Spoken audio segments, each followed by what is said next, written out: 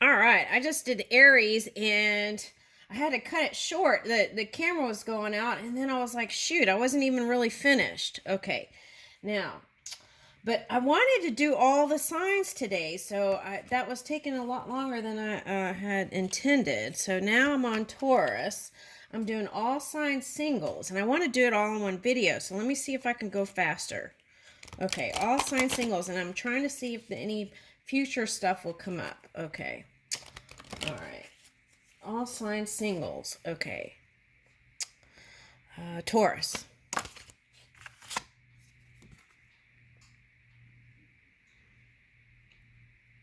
Harvest Mother watches over me.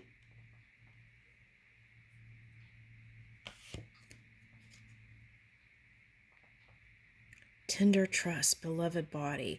Okay, now for some of you, you're rebuilding trust, not just with yourself and people you know, or even lover, right? It's like building trust within the community and trusting the impulses that your body is telling you. Some people got into entanglement where they ignored their impulses. And, well, sometimes we do that, don't we? That's part of the learning experience. But that's where that trusting energy is, and that subtle energy.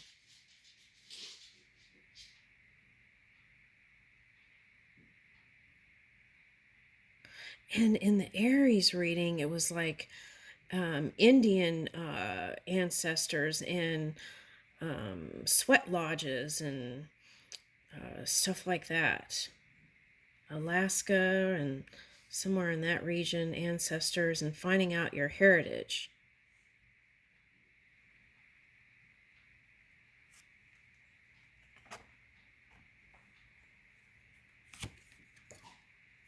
Now with that, I'm getting like,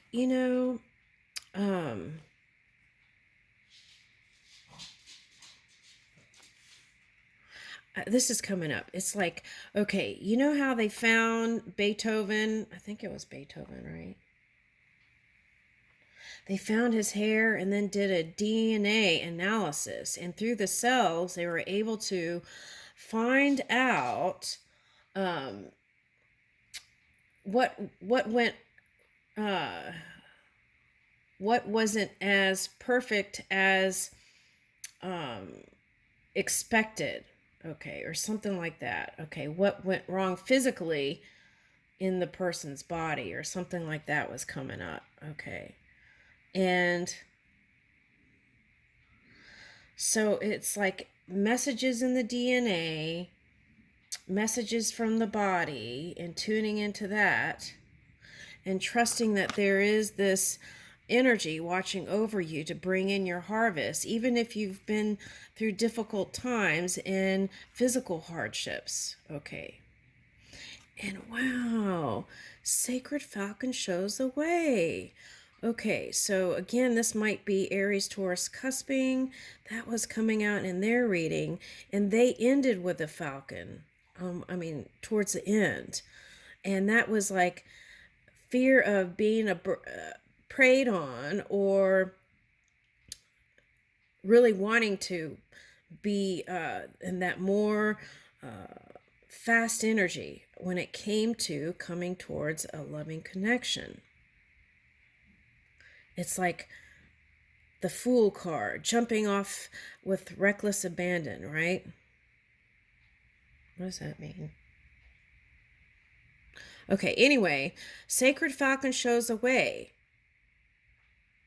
So it's like through, again, that Aries reading, it's like through that beingness and understanding that energy, that moves you into new places. And this looks very pure, like purity. White as snow.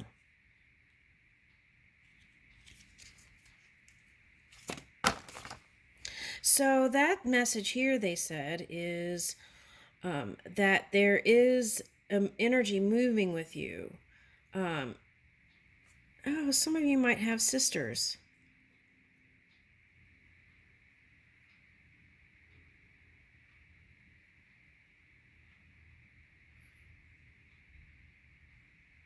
Wow, this is interesting. Okay. So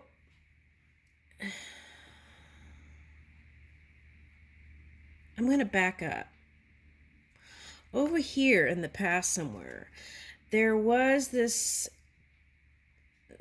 I don't know if it was hidden or what, but for someone, there was this fear, okay, because you have achieved a certain sense of perfection in the world, okay, or in your universe. And to open up to another being, that's like another human seeing the human side of you, and that not willingness to show that vulnerability or that youthful side because they might find a flaw energy.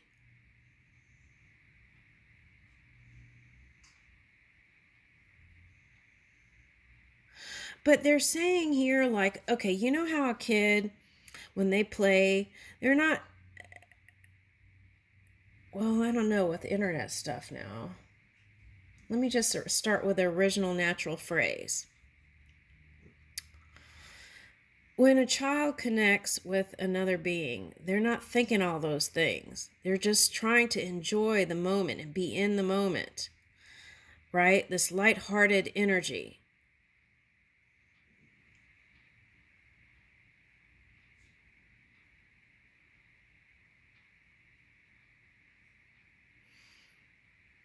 And I feel like for someone, your union is with someone spiritual, and that is the door opener.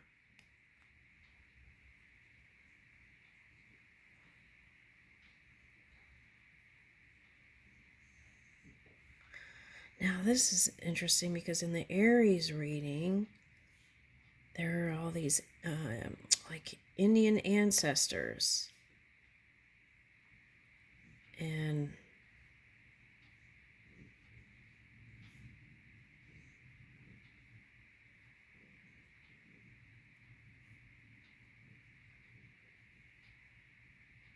oh. I'm nosy. I'm sorry. I was looking. Okay. So for some of you, it might be as simple as going out with your sisters, having a good time, light time out somewhere. And then here comes this little sheep that sneaks in your heart. Okay. In your sacred circle, which could be just your heart, your soul. Okay. and there and what happens is this person has a curiosity, right, and comes in and is feeling your vibes, all of you, and comes in with this kind of curiosity, and that is how they get in somehow. Okay. Now, for some of you, this could be someone who's like a sheep sign in the Chinese astrology. Okay. Now, for some of you, this could be a symbol of the Ramadan period again, Pluto and Aquarius. Okay, because we're talking about falcons and air, and that came up in the oh, and I forgot to mention that in the Aries reading. So this could be like Pluto and Aquarius, and during this time having a pure experience for the month.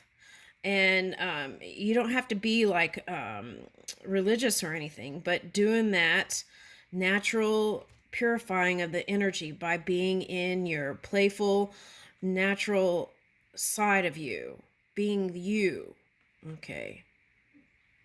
The natural you. And then here's the grace in full flight.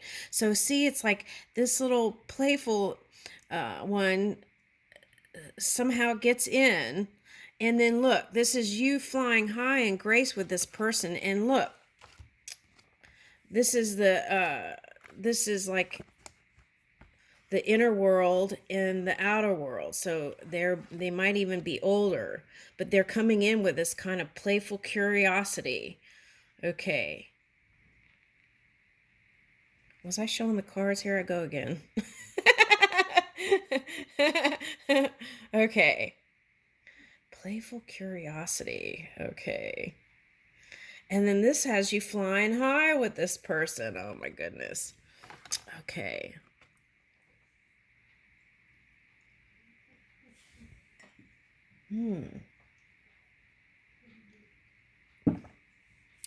Okay.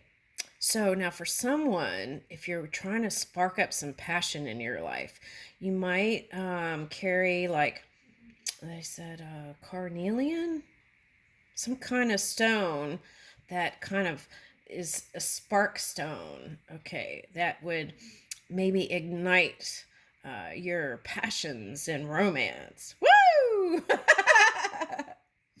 Okay, let's get a message from their side now to the future. What are they thinking?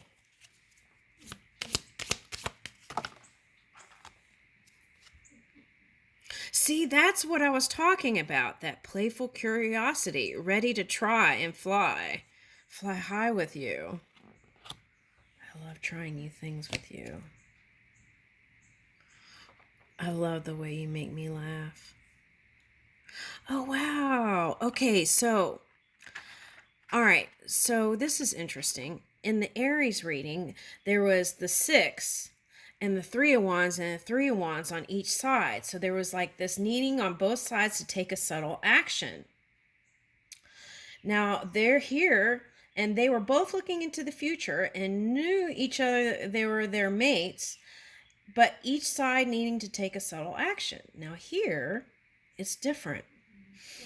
It's like, now when I say subtle action, that could have been a soulmate relationship, a family relationship, a work relationship for them in that reading. But I'm doing love readings today, so it just happened to come that way. Okay, but now here, on one side, there is this needing a subtle action, and I feel like this is you. And that subtle action is giving a green light. So there's a song about giving a green light. So maybe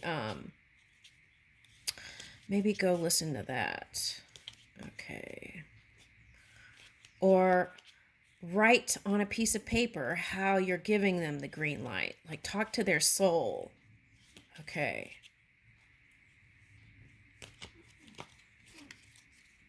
And then shred it if you need to. Or burn it. I don't know. There's too many fire stuff going on with that. So let's just maybe shred it. Or hand it to spirit through inner communication. Yeah. Okay. Now, date night tonight. Okay. So that's what I'm getting, is they're waiting for you to give the green light.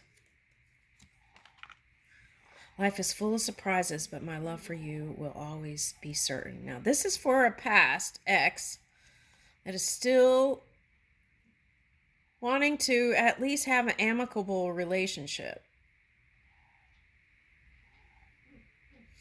It's like they want to be your rock, even if you can't be together on a physical level or soul level, because maybe you're in different, it looks like you're in different places there. And that's what I feel like is coming in here. Someone who is your spiritual soulmate match. Like someone who is soulful. Okay. Now, so it could look like, for example, in the past, you were someone who was an atheist, right? Okay. And there's no judgment on that. It's what they choose, right? Okay. And so, but you felt like there was something in the relationship missing. That you wanted, that you knew that there is this magical world, this non-physical world that's magical, that is a part of all. Okay. And you wanted someone who also believes that, I feel like. I think it's that simple. Yeah, and this was came out of the middle. I was like, if this is the heart, how do they feel? Okay. Loving you is a dream come true. So that's what I'm going to stop it there, because they're waiting for you for the green light. That's what I'm getting. Okay, let's get a Rumi card.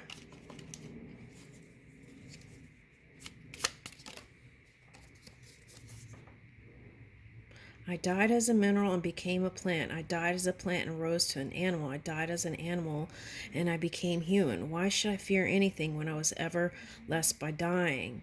Okay, now, sometimes that scorpionic energy is afraid of death, and that causes people to do funky things. Okay. It's inevitable. We all do. It's a cycle of life, right? But now this coming up in your reading in the Rumi card could be you asking you, okay, so harmonizing with that scorpionic energy, your polar opposite energy, right? Because I feel like as an earth sign, earth sun sign, you crave that water and depths.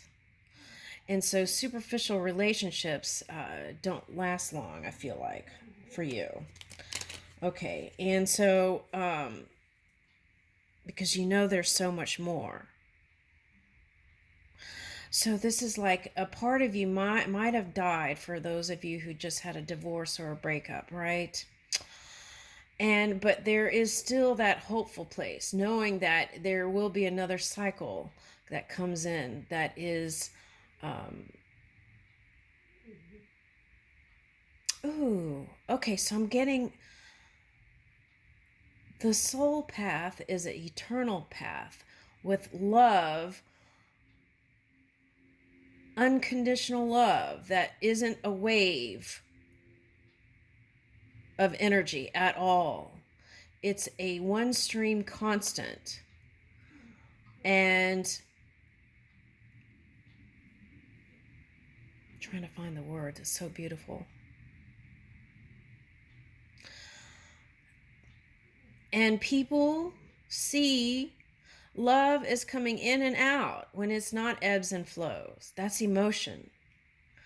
Love is eternal. It's one stream. It's the all. And these experiences may be like ebb and flow.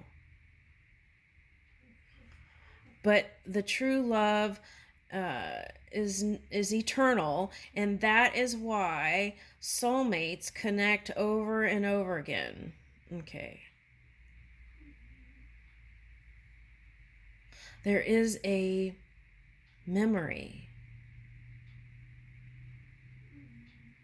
even when it's flushed before a new birth.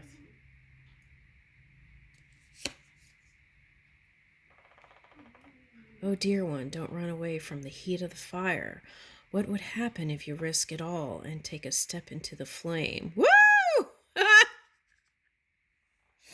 Okay, so, yeah. Wow. Okay, so that's exactly what I was talking about in the reading in that one card. Okay. Let's see what's on the bottom here. Every seed will sprout above the ground, and from that source, fresh stems will grow. If a few branches wither and dry, the rest will bear fruit. Okay. So, someone wants to water your garden. I'll leave you with that.